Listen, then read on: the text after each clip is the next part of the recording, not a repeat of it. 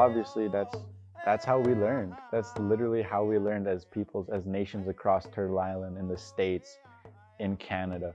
We learned on the land. As like First Nation students, or just Indigenous students in general, were like expected to learn in this education system that wasn't made for us because it's in a colonial system.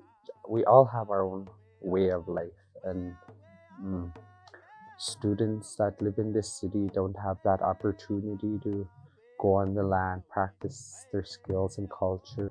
Like Indigenous students, they feel more like themselves when they're on the land. You remember the experiences more when you're out on land instead of just reading it on a textbook or looking at a video of it. And not only if you're on land, you get to have that connection with Mother Earth, or connection with your peers around you, or connection with yourself.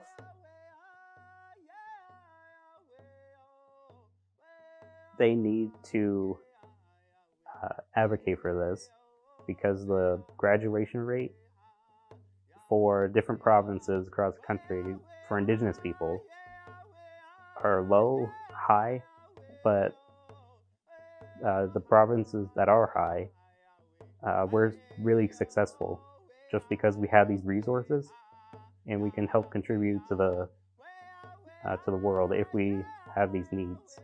First Nations youth, including me, thrive off of cultural activities.